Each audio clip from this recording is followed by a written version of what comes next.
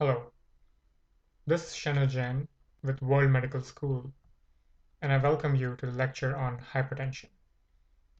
Hypertension is an extremely common finding in both inpatient and outpatient settings, and even more important for the board exams. In this lecture, I will talk about the classification, risk factors, causes, diagnostic tests, and treatment for hypertension. I will briefly touch upon hypertensive emergency and urgency as well. The Joint National Committee on Prevention, Detection, Evaluation, and Treatment of High Blood Pressure classified hypertension as follows. With the help of this table, we can classify the patient's blood pressure into different categories and can give them appropriate treatment. So let's take a closer look at this classification. Normal blood pressure is defined as a systolic less than 120 over diastolic of 80. Prehypertension as systolic of 120 to 139 over diastolic of 80 to 89.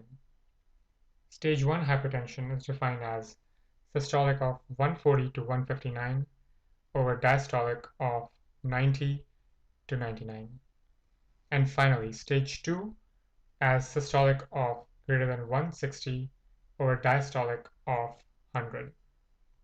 No matter what the blood pressure is, you have to encourage the patient to modify his or her lifestyle. No therapy is needed for normal and pre-hypertension, but a thiazide-type diuretic can be used as a first line for stage 1 hypertension. For stage 2, a combination therapy can be used involving ACE inhibitors, beta blockers, calcium channel blockers, or thiazide-type diuretics. Now, there are a lot of proposed mechanisms for hypertension.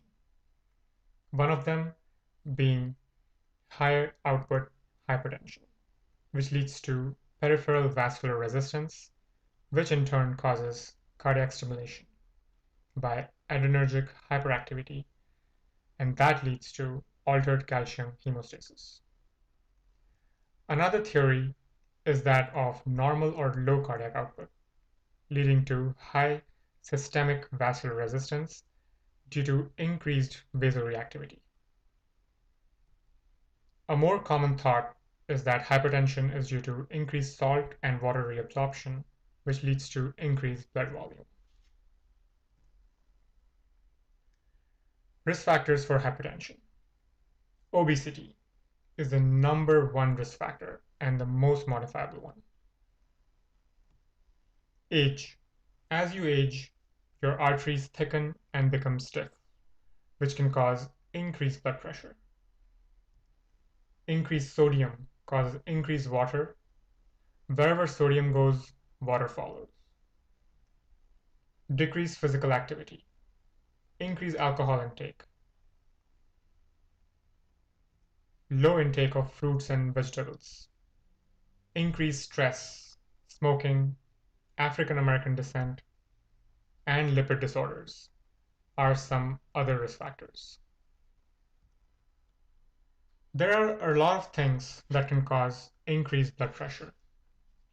The most common cause is primary or essential hypertension, which basically means we do not know what is causing the hypertension. So if I were to ask you, what is the most common cause of hypertension in USA? Your answer would be essential hypertension. What is the most common cause of hypertension in England? It will be essential hypertension, and so on and so forth. There are a number of secondary causes of hypertension. So let's group them into different categories for easy understanding and recall. Vascular causes. RAS, or renal artery stenosis, being the most common cause of secondary hypertension. It can be diagnosed by listening for an abdominal bruit. Here's a contrast study showing stenosed renal artery on the left and normal on the right. This X-ray shows coarctation of aorta. Rib notching can be seen in ribs 5 to 8 bilaterally. There's cardiomegaly due to the heart having to work harder. Figure of 3 sign can also be noted in the left upper mediastinum.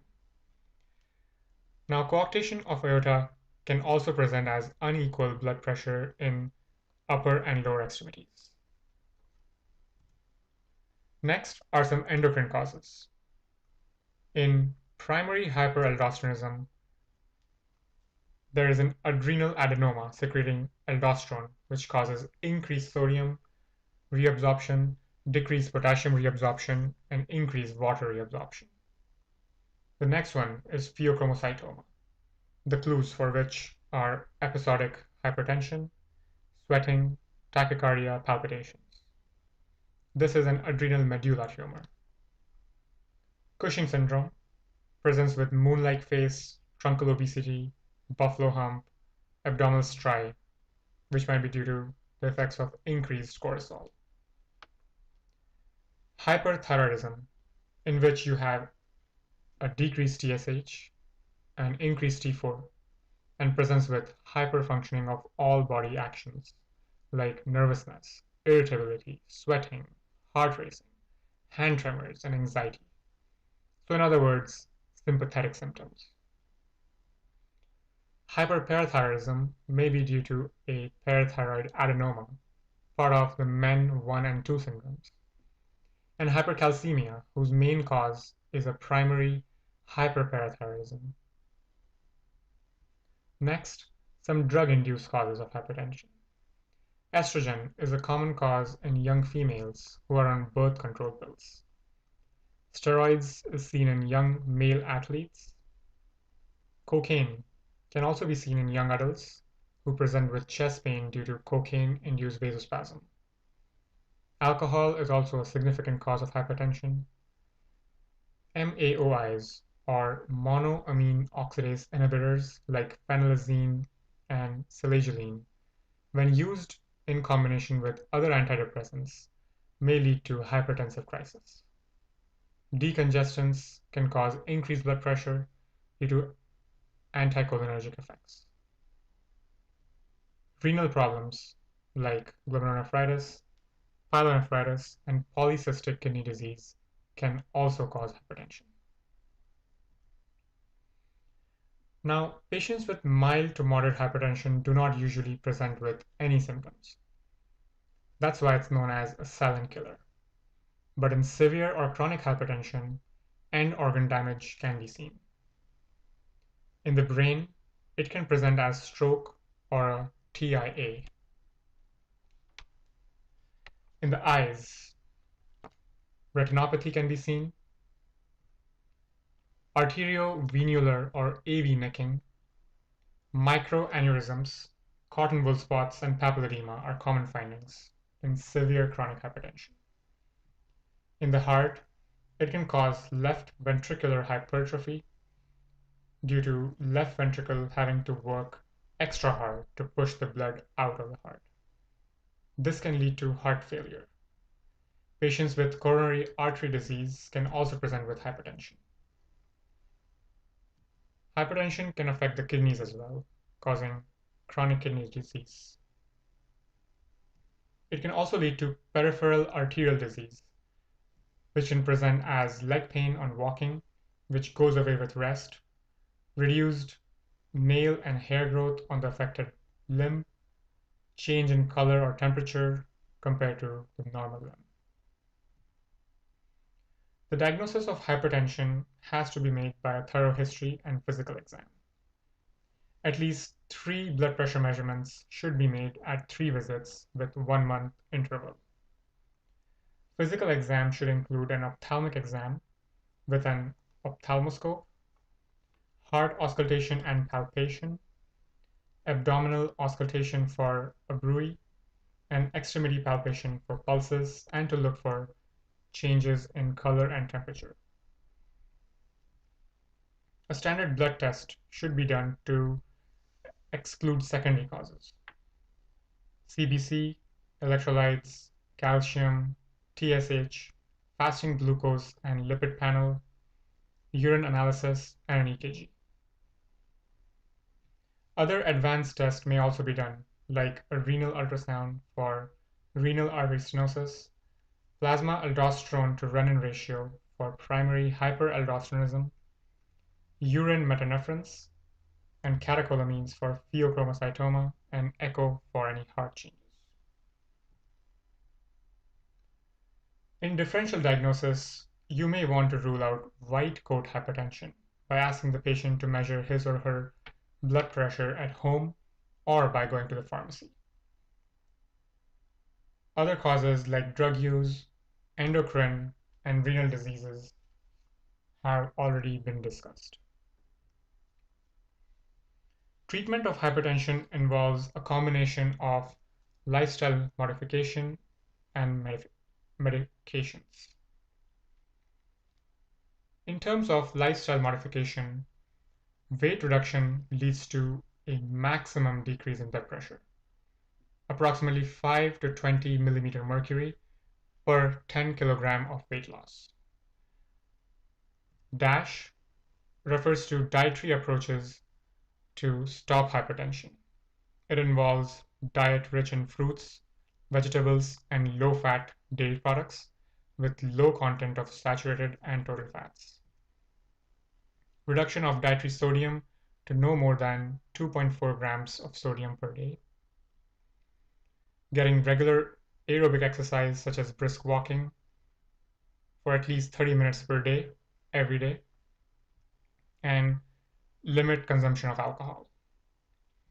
In terms of medications, the first line is a thiazide type diuretic, as it was found to be the most beneficial for initial treatment of hypertension in the ALL-HAD trial. Other drug combos like ACE inhibitors, ARBs, beta blockers, and calcium channel blockers can also be used based on the underlying disease pattern and side effect profiles. Now, here's a list of conditions with hypertension and their treatments. For both coronary artery disease and myocardial infarction, ACE, ARBs, and beta blockers have been shown to decrease mortality. For heart failure, ACE, ARBs, beta blockers, and spironolactone have been shown to decrease mortality. ACE and ARBs have shown to slow the progression of diabetes. In pregnancy, alpha-methyldopa, hydralazine, or labetalol can be used. Alpha blockers like terazosin, prazosin can be used for benign prostatic hyperplasia and hypertension. Beta blockers for hyperthyroidism, and thiazide type diuretics for osteoporosis. Now let's talk a bit about hypertensive crisis. It involves hypertensive urgency and hypertensive emergency. So how do you distinguish between the two? Let's take a look. Hypertensive urgency means increased blood pressure without end organ damage, while hypertensive emergency means blood pressure of systolic greater than 180 over greater than 120 diastolic with end organ damage. The goal for both is to gradually lower the blood pressure. For urgency, ACE inhibitors, beta blockers, or clonidine can be used. For emergency, intravenous labetalol, nitroprusside, or nifedipine can be used. And finally, to emphasize on some high-yield points to answer what's the most likely diagnosis question on board exams and wards. If you have hypertension with abdominal bruit, diagnosis would be renal artery stenosis. If you have hypertension with blood pressure in arms greater than legs, that's coarctation of aorta, which can also be associated with Turner syndrome. Heat intolerance, tachycardia, diarrhea, along with hypertension, is seen in hyperthyroidism. Hypertension with episodic sweating, tachycardia, can be seen in pheochromocytoma. Hypertension with hypokalemia is classic for Conn syndrome or hyperaldosteronism, and hypertension with abdominal striae, moon face, hirsutism, and central obesity is seen in Cushing syndrome.